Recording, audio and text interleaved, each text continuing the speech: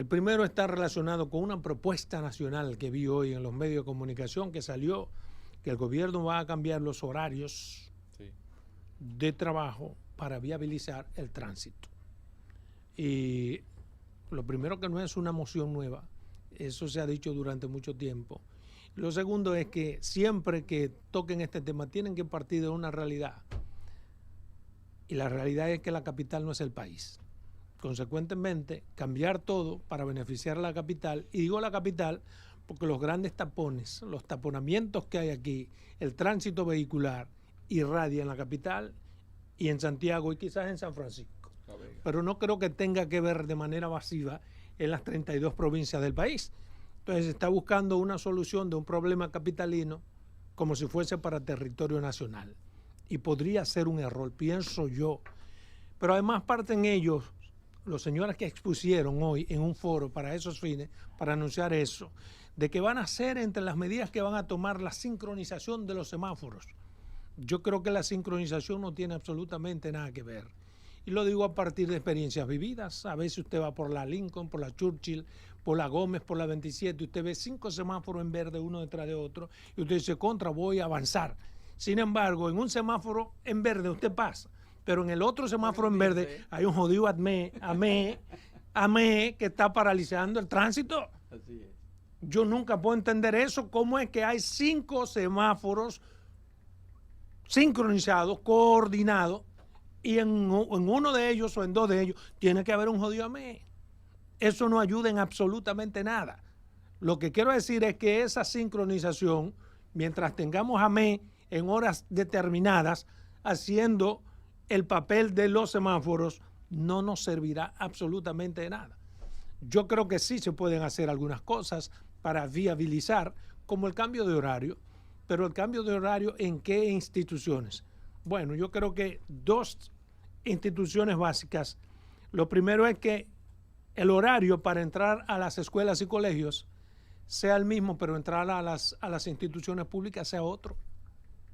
Con eso se resuelve una gran parte del problema nacional, porque mientras un padre de familia tenga que llevar a las 8 el muchacho al colegio como más tarde y a las 8 tenga que entrar también a su trabajo, eso es un problemazo, un problemazo. Pero eso se viabiliza simplemente con que el colegio de los muchachos comience a las 8, pero que el trabajo del empleado público comience a las 9. Eso te da a ti la posibilidad que si tú dejaste al niño al colegio ya tú no tienes que tener esa prisa, esa presión. Puede pasar en las escuelas públicas y en los colegios, pero también se puede cambiar el horario de los empleados privados si se llega a un acuerdo con el sector privado. Porque ¿qué pasaría si en vez de comenzar a las 8 en las empresas públicas las labores comienzan a las 9? Y si en vez de terminar a las 4 terminan a las 5. Podría viabilizar porque no habrá un choque con el grueso que son las escuelas y los colegios. Usted verá en estos días, puede notarlo, cierta tranquilidad. El transporte, porque ya los colegios cerraron, ya no hay tantos tapones, ya a las 4 de la tarde los padres no tienen con ese juidero a buscar a los muchachos para taponar la ciudad en sentido general. Entonces esas son de las cosas que hay que tomar en cuenta. Esos son los argumentos, no sencillamente que vamos a sincronizar, vamos a tener un programa por West que le dirá a la gente por dónde debe irse mucho más rápido. El dominicano no está acostumbrado a eso. Pero además la ciudad es tan pequeña que tú no vas en una ruta mirando tu teléfono. Es difícil, salvo cuando tú no conoces el lugar donde vas, tú pones el West. Y el peligro que es Pero eso. si tú conoces la capital, no es verdad que tú andas de que, pues déjame ver qué dice, por aquí hay más tapones, porque hasta en eso nosotros tenemos una idiosincrasia. A veces el West te dice, métete por la Duarte, y está mucho más taponado que por la ruta que tú sabes hacer las cosas. O sea, aquí no hay una garantía. Entonces lo que tenemos que tener es cierta conciencia y comenzar a hacer los experimentos. Y yo creo que no es difícil, salvo que me demuestren lo contrario, hacer un experimento en ese sentido. Que el empleado público entre a su oficina a las 9. Porque ¿cuál es la prisa de una oficina pública? Que hay que entrar a las 8 o ¿qué pasa? Se para la maquinaria, se para la producción nacional. se para cualquier cosa si el empleado público entra a las 9 de la mañana. No, al contrario. Eso permite que el padre se levante, pueda preparar bien a su muchacho, lo dejo en el colegio y ahora me voy tranquilo porque tengo 1 hora para entrar a mi trabajo. Nadie tiene que ir a la misma vez en la Gómez con Obando o con cualquiera de nuestras esquinas porque todos tenemos que llegar al mismo horario. Pienso yo, no sé qué piensan ustedes. A mí lo que no me gusta de todo eso es que siempre hay que traer a la gente de otros países para esa vaina. Que hay que hacer, que a veces ni expertos. Conocen la idiosincrasia y vienen a decir lo que hay que hacer. A veces no, nunca la conocen. Además, hay que ver el seguimiento, porque muchas de esas cosas se han comenzado a implementar y luego se abandonan. Hay 3 medidas que fue lo que ellos anunciaron hoy, Adolfo. Esa complementada con que el cambio de horario que tú refieres, que ellos le ponen un ingrediente nuevo, que ya me lo había comentado de Línea Ascensión, que es establecer 2 horarios de trabajo. Pero son 2 horarios ridículos y perdóname, te los explico. Uno comienza a las 7 de la mañana. Termina a las 2. Y termina a las 12. Uno comienza a las 7:30 de la mañana y termina a las 12:30. No, o sea, es un rejuego de media hora. El área de servicio, que de 7 a 12 y uno que de 2 a 9. Sí, de 9 de la noche. Ya, a 9 de la noche. Sí, o sea, es las áreas de servicio, darle la oportunidad. Por ejemplo, yo tengo que ir a resolver mi licencia, pero me cierran cuando estoy a las 5 cuando salgo de aquí. Si eso estuviera abierto a las 9 de la noche, para mí fuera un éxito. Entonces, en las áreas de servicio, habilitar un espectro más de acción para que la gente ubique y tenga acceso a servicio, yo creo que es positivo. Pero a mí me está dando fuera un elemento que para mí es muy importante, que es el elemento estructural. Me están dejando fuera eso. Porque, por ejemplo, aquí los domingos hay unos tapones terribles y no hay instituciones del Estado. Sí, pero no lo hay en la ciudad en sentido general. No lo hay en la zona de bebedera. Tú encuentras la salida de la capital, por ejemplo, por razones obvias. El tema la gente retornando. Eso de que va a acompañar con las grúas de parquéate bien. Sí. ¿Y usted ha creado estructura para que la gente se parquee? Lo que no han creado es la señalización. Entonces las cosas no pueden ser tampoco inventos. Porque el problema es que aquí no se le da seguimiento a nada. El ayuntamiento del distrito emitió una resolución para poner en una dirección 48 calles, de las cuales se pusieron 42. No la han señalizado. Están las disposiciones ahí y la gente haciendo lo que le da la gana. Sí, pero es que ahí va un ahí en esa misma resolución establecieron que estaba prohibido parquearse del lado izquierdo, que era el parqueo era del lado derecho. Pero ahora, con 40 nuevas vías, van a bloquear el parqueo a la izquierda. Pero no está pintado, no está señalizado, tú no puedes hacer eso. Y han hecho también los parqueos públicos para que las zonas de mayor tampoco. Eso tiene necesariamente que ser acompañado de una obligación. O sea, usted no puede permitir que una gente construya un negocio sin parqueo. Lo que yo no entendí de la decisión. Porque ¿a dónde va a parar la gente? ¿En la calle? Pero cualquier negocio, aquí hay clínicas que se hacen frente a la nariz de todo el mundo sin un parqueo. Exacto. Aquí hay colegios, hay una proliferación de colegios. Yo no sé si es que el negocio está dejando más que la droga, pero hay una proliferación de colegios y usted lo ve que crece uno comprando la casita que está al lado y ampliándolo. Y los restaurantes pero no toman en cuenta las calles para parqueos. Igual pasa con los restaurantes. Exacto. En cada esquina, en cada manzana hay un restaurante. Parqueos. Sin parqueo. ¿Sin parqueos? Una clínica sin parqueo. Entonces, mira... Pero perdóname, no sin parqueo, con las aceras como parqueo. Sí. Pues yo no sé si te has dado cuenta que hay colegios y hay clínicas que en las aceras la tienen señalizada. Sí. Y ahí te va. Y hay un tigre que si tú no le das 200, en el caso de sectores yo no creo que la mayoría de gente quiera parquearse mal. No. La gente se parquea porque no tiene opción. No tiene opción. En el caso de comunidades no tiene opción, pero además no tenemos la costumbre de parquearnos como donde es.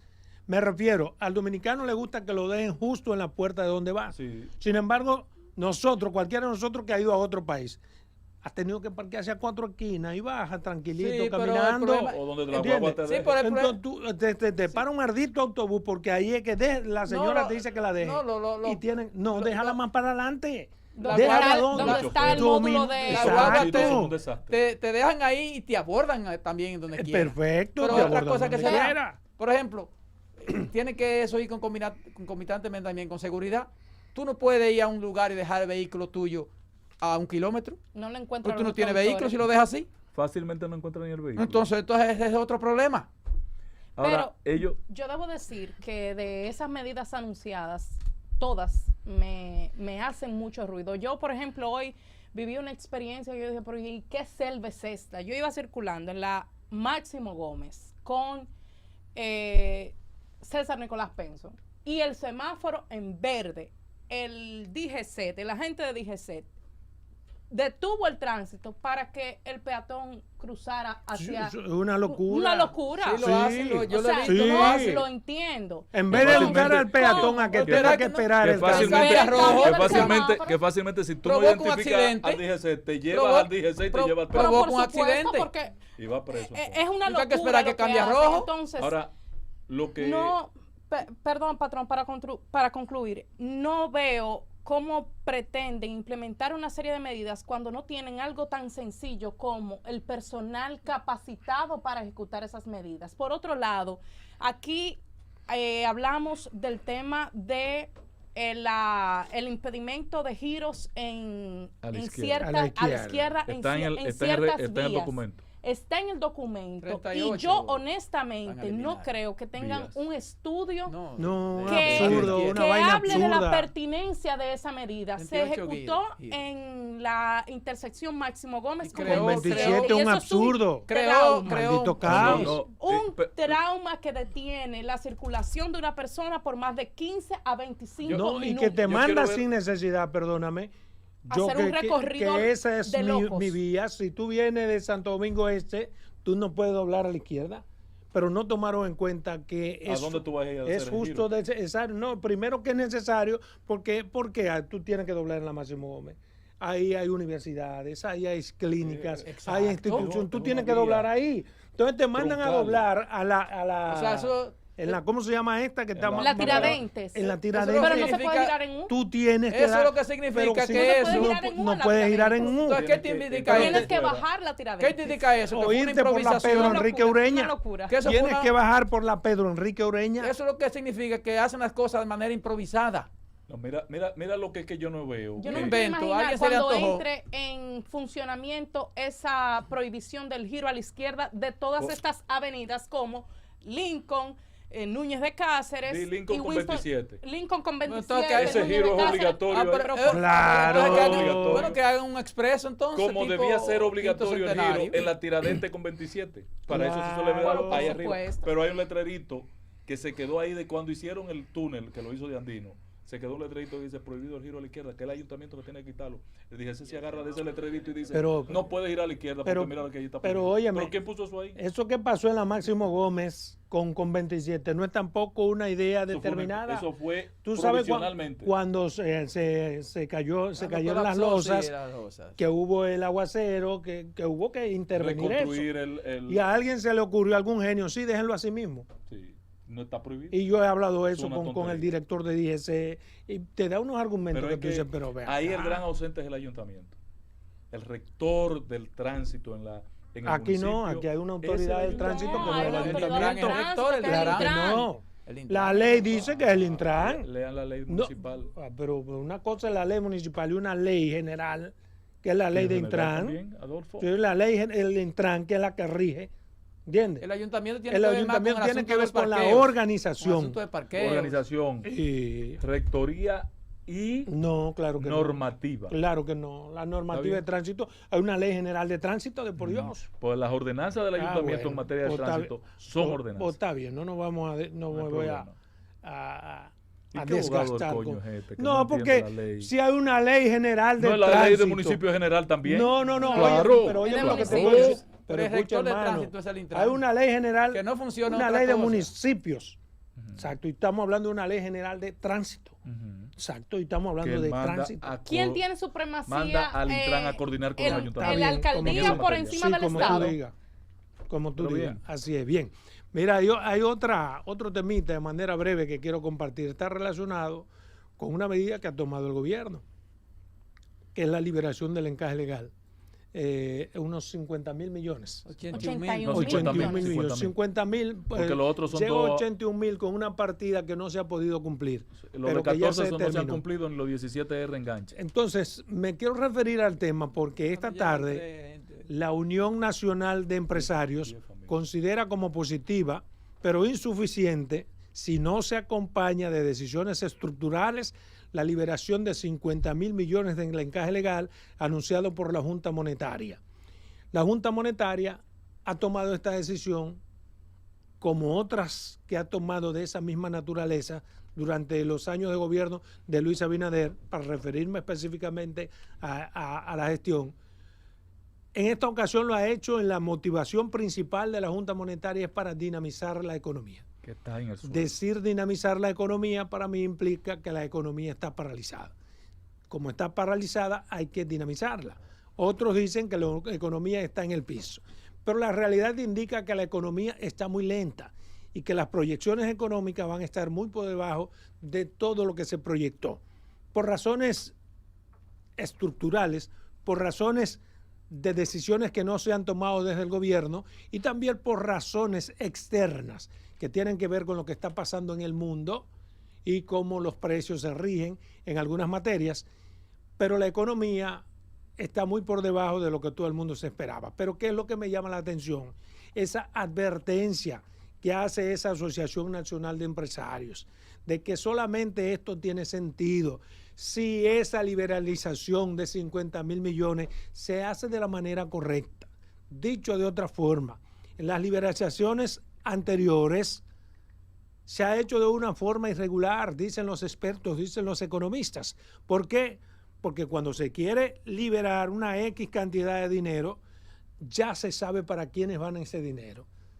Ya entre 10, 12, 13 o 14 empresarios se llevan la mayor tajada y no se surte el efecto buscado con la liberalización de estos fondos que son del encaje legal. El encaje legal no es más que el porcentaje de dinero que de manera obligatoria tienen que tener los bancos comerciales en el Banco Central. Yo entiendo, si no lo han cambiado, cuando yo trabajaba en banco era de un 10%, no sé si ha subido, pero un 10% de lo que tiene cada banco está en bóvedas del Banco Central para esas contingencias, para ese tipo de cosas. Pero si hay una contingencia, que es la necesidad de dinamizar la economía, y el gobierno central lo sabe y toma medida, esta medida tiene que ir en estricto senso hacia donde realmente se necesita. Se dice, por ejemplo, para dinamizar la construcción, pero resulta que en ocasiones quienes menos dinero han recibido son los constructores. Que vamos a liberalizar porque vamos a dinamizar el turismo.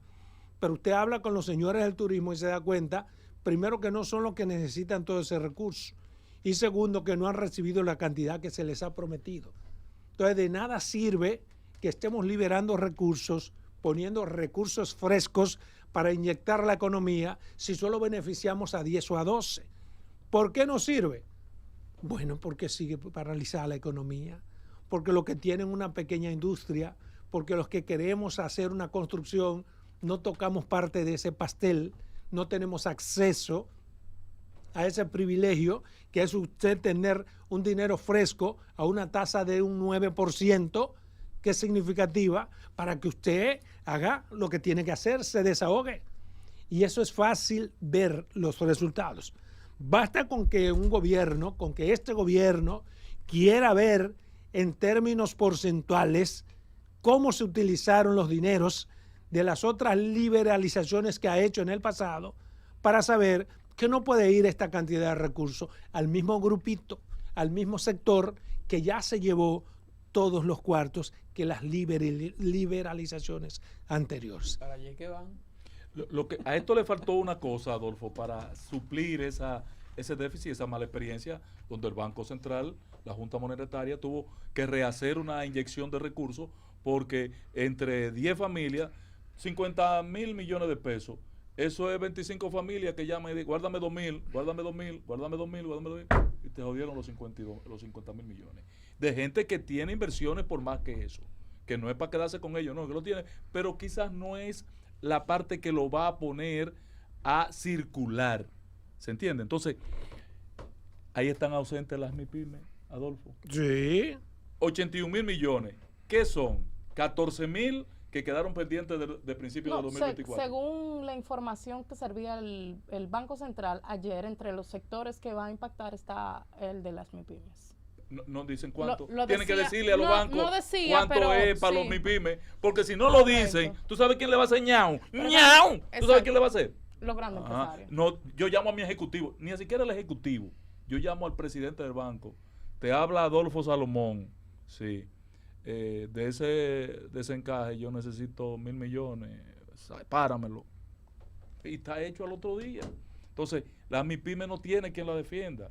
Y son el 95% de la mano de obra, las pymes. Entonces, ahí faltó, por la experiencia que Adolfo dice, que ya se tiene, especificar. De estos 50.000 millones, 20.000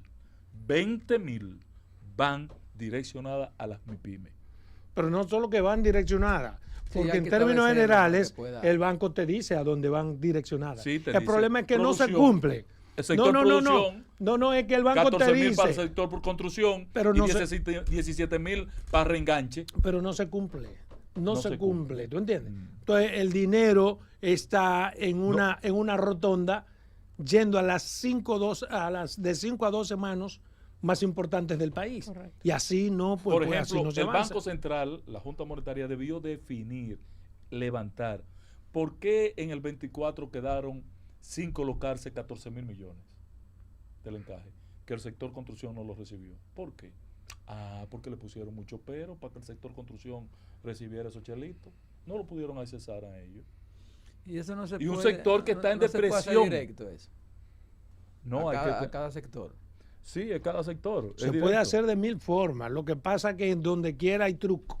Y aquí todo tiene que tener tráfico de una influencia es parte una cosa- oscura.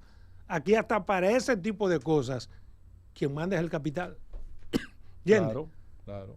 Y se olvidan de que las pequeñas empresas, las MIPYMES, necesitan Si esa yo voy con movilidad económica. mi pimimita al banco y le digo, mira, yo necesito Dicen que no hay. 20 millones. No. Pero Adolfo, que tiene depositado 20.000 millones en ese banco, va y le dice, no, yo necesito 1.000 millones. ¿Qué tú crees que van a hacer? Me lo dan. Pero no solo eso, sino que le advierten con tiempo. En tal fecha vamos a realizar. Sí, no, y Ve lo- preparando. tienen tú una ya lista, eso- claro, ya eso tienen está. una predistribución Y si- hecha ya. Y si lo sabemos Para que lo nosotros sepa. aquí, no lo sabe Luis Abinader. No, el Entonces gobernador. hay que buscar, pero no, el Luis, gobernador que no. quiere que Luis esta tiene economía que se saber. dinamice. Exacto. Porque está en el suelo. Luis, nos estamos comiendo uno con otro. No, Luis. eso no es así. Se está Tú te estás comiendo comiendo. Nos estamos comiendo Yo no. uno Se está con comiendo otro. usted, porque yo no me estoy comiendo a nadie. Ni yo Sí. tampoco. Buenas tardes. Buenas. Román eso está ahí de y chef. Nelson dije Buenas. Buenas tardes. sí. Adelante. Y yo también. Una pregunta. ¿Cómo es posible que un gobierno democrático y de un presidente como ese excelente que tenemos se puede permitir que le prohíban a un hombre como Rafael Caminero su programa en la 91.7? Yo soy Luis Rodríguez y elevo mi protesta y exijo que se reabra el programa de ese señor en la Y Luis lo cerró ese 91.7, programa. que es un hombre del Pues gobierno. vaya, ponga una pancarta y póngase frente a la emisora. Porque hasta para eso el presidente influyó, para que cierren un odio programa. Coño, pero. Buenas tardes. Buenas tardes, sí, buenas tardes. Tratando el tema de la liberación de los fondos, no, eso es algo que ha ocurrido en todos los gobiernos. Fíjense, yo con mi esposa, que estábamos buscando una vivienda, ¿verdad? Un apartamento. Una una gracia que hipoteca. daban una tasa de interés a como a 5 años de un 9%, Fija, pero sí. cuando uno iba a los bancos siempre dice que los fondos ya se habían acabado. Ujú. Al Pues otro no día. solamente eso, este es el único país. Bueno, no puedo Así es. decir taxativamente el único porque Cambie no, de ten- no oficial te- de tengo, cuenta. tengo Como un, es especial tengo y un siempre estudio se para acaba. esos fines. Pero este debe ser de los pocos países en que tú tienes toda la facilidad del mundo para comprar un vehículo, pero los bancos no te la dan para comprar una casa. Y para comprar Tú un tienes equipo de mucho construcción. mayores facilidades para comprar un vehículo, que es un bien que se deteriora, que dura de 2 a 3 años y cambia. Pero tiene un pero seguro para de una garantía. está bien, pero las casas también. Ese es el negocio que se deteriora. Y el de Sí, casa sí, es pero mucho más no, es que costoso. el vehículo Para que tú lo puedas cambiar. Pero me refiero a que te dan unas facilidades que deberían dársela a una persona que al menos desde el Estado que necesita comprar una vivienda. En la feria ¿Entiendes? habrá mejorado mucho esa parte, sí, pero está pendiente. Sí, Y pero el para problema mismo de las aparato casas que productivo. venden en feria de vivienda, por ejemplo, que son clases, no es para la clase, por ejemplo, tú no comprarías una casa de esa para vivir con tu familia. No, porque ¿Entiendes? tienen como principio Yo que fui- son viviendas de bajo costo. Yo fui a un banco, Exactamente, yo fui a por un eso banco mismo. a pagar mi tarjeta y la cajera me dice, mire, usted tiene aquí aprobado 200,000 pesos. Y yo le dije, Pásemelo. ¿qué voy a hacer yo con 200,000 pesos? 200,000 pesos, me siento yo allí en la esquina y me lo bebo. Un bebedor. Yo le dije, préstame. pero un bebedor. Esa voz abrugalada, ya viste dónde Entonces le le dije a ella, ¿por qué no me prestan 2 o 3 millones de pesos Se que yo delató. quiero Para comprar un bebértelo apartamento? también. No, que Se yo quiero un delató. apartamento.